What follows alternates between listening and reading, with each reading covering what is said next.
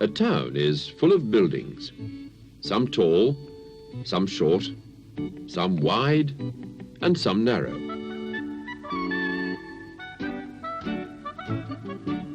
The buildings are flats and houses, and factories and shops.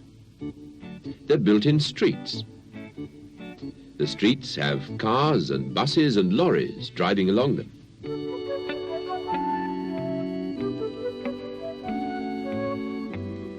A river runs through the middle of the town. The river has large boats and small boats on it. There's a bridge across the river so that the cars and buses and lorries can get to the buildings on the other side.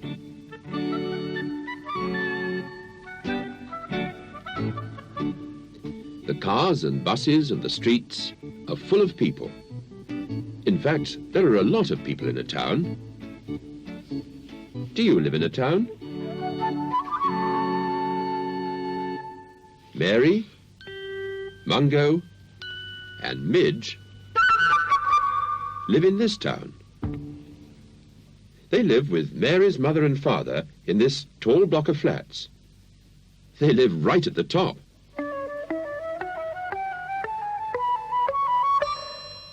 There are 8 flats built on top of each other. Mary, Mungo, and Midge live in the flat with the flowers growing in the window box. There's Mary. There's Mungo. And there's Midge. Mary, Mungo, and Midge have a large sunny room to play in, a room full of games and toys and picture books. Mary's always very busy. She's always got something she wants to do. At the moment, she's seeing how high she can build her bricks. Mungo is helping her. Mungo is a wise old dog, so old and wise he can usually help Mary with whatever she's doing. Today, he's pushing the bricks over to her. He's got a very good flat nose, just made for pushing bricks. And where's Midge? There's a picture of him on the wall, but he's always very difficult to find because he's so small, and he runs from place to place very quickly. He's very inquisitive. That means he's always trying to find out things. Can you see him? I can't. He's not on the table and he's not on the chair. He's not in the toy cupboard. There he is, in that lorry. Midge is very fond of music. He's even learned to play his own tune on the flute. Listen.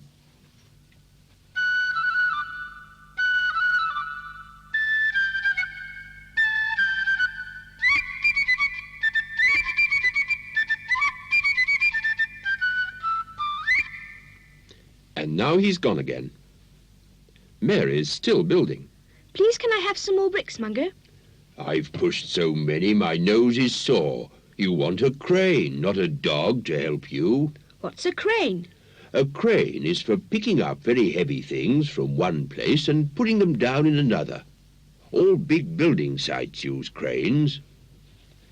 They're building a new block of flats over there. I've just been watching. Then there must be a crane there. So Mary and Mungo went over to the window, and the first thing they saw was a crane. I knew it, I knew it, I knew there would be a crane. Where a big building is being built, there's always a crane. Look, there's something moving along the top. Something moving along the boom, you mean? Cranes have booms. And now there's something going down. Oh, I wish I could get closer. All right, Midge. I'll take you down to the building site. I'll stay here and watch. Mind you behave yourself, Midge. Mungo and Midge like going down in the lift. They have a special way of doing it.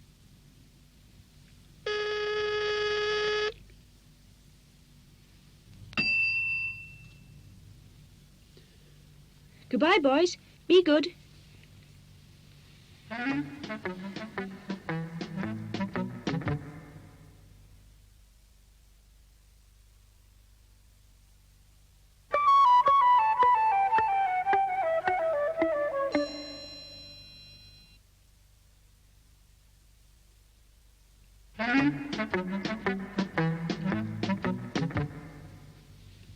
Now then, Midge, we must always remember to make sure the lift door is shut. And then Mungo had a surprise. Midge wasn't there any more. He was in such a hurry, he wasn't going to wait for Mungo. He ran straight out to the building site.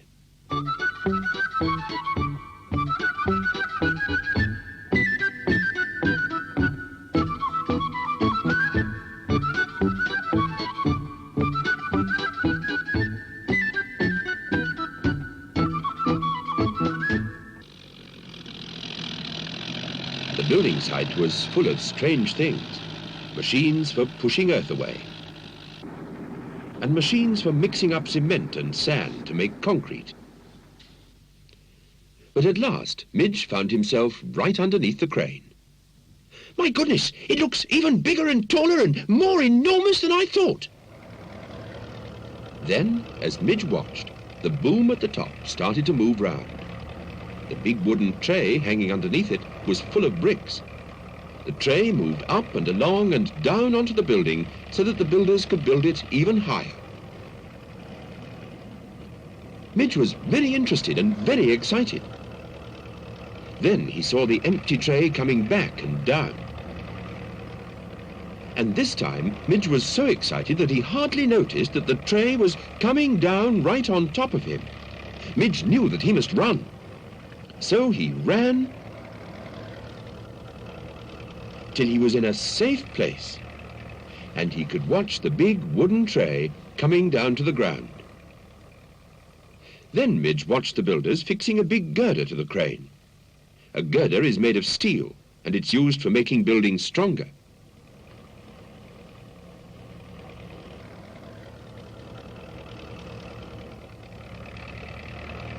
And he watched another empty tray coming down. At last, a hooter hooted, and the crane stopped. The crane driver climbed out of the cabin of the crane. Midge climbed onto the top of a bucket and watched the crane driver and the other builders having a cup of tea. I thought the hooter would never go. It really has been a long morning. I could do with this cup of tea. It's thirsty work driving a crane. Yes, and it's thirsty work tying up the loads, ready for the crane to lift them.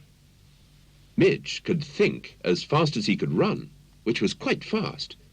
He thought to himself, while they're having their tea, I'll pop up and have a look at the crane driver's cabin. After all, if he drives the crane from there, it must be very interesting. So Midge ran along as fast as he could and set off up the crane.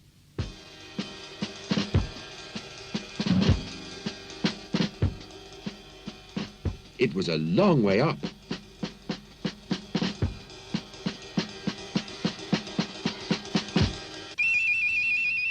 And it looked a very long way down. But he got there in the end. In fact, if you look carefully, you can just see him running up into the driver's cabin. And inside the cabin were switches and levers and buttons and levers and switches.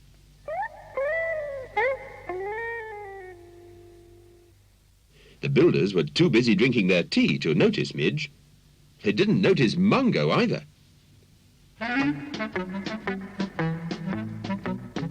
All this time, Mungo had been looking for Midge.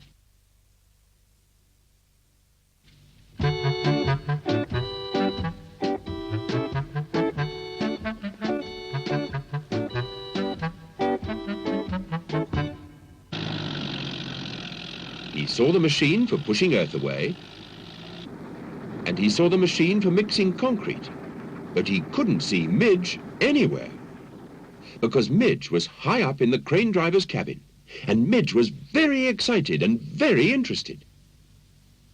Mungo sat down to get his breath back. He didn't know it, but he was sitting on the wooden tray which was fixed to the crane. And suddenly, Midge started the crane working. Poor Mungo, he got a very nasty surprise.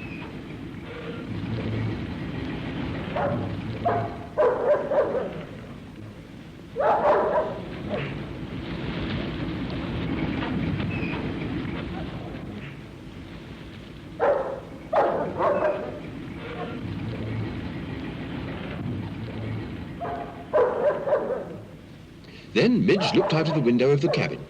He saw Mungo on the tray in the air and thought, "Oh, help! I must get Mungo down to the ground before the builders think he's something to be built into the building." But the builders had seen what was happening. "Who's that working my crane?" "There's a dog going up and down on it." "I'll soon stop that." But Midge was already trying to get Mungo back to the ground again.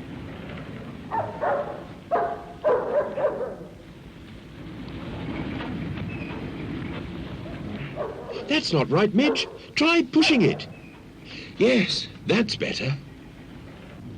At last, Midge pushed the right lever the right way, and the crane took Mungo safely down to the ground again. By this time, the crane driver was nearly back in his cabin. He didn't see Midge coming down.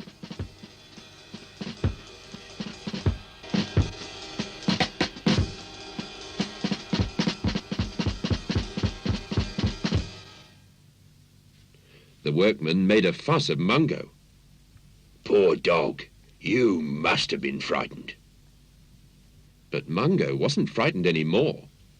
He was very cross because he saw Midge running away from the crane and he thought, "It's that mouse's fault. I'll chase him home."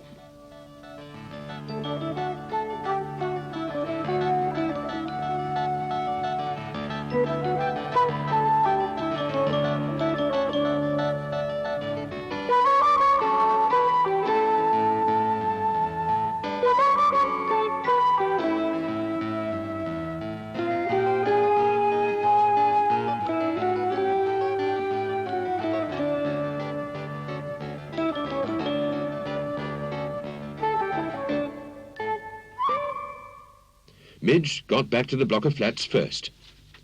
Mungo was close behind him. Midge ran up the stairs.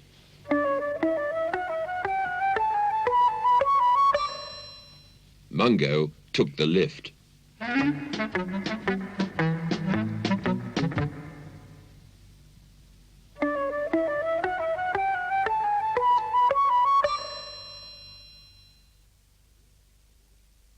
They met on the landing. Why are you both so out of breath? And Mungo, whatever were you doing going up and down on the crane? It was Midge's fault. Ask Midge. I wanted to find out how to make a crane work. Only I wasn't very good at making it do the right things at the right time. That's because you're only a mouse. Your head is too small to know about such things. Now, boys. Well, I do know what a crane does. It's got a long arm. Boom. It's got a long boom, and it picks things up and carries them across and puts them down. Yes, a crane picks things up and puts them down. You'd better stay in your lorry for a while to keep you out of trouble. That's a good idea, and I'll help Mary with her building.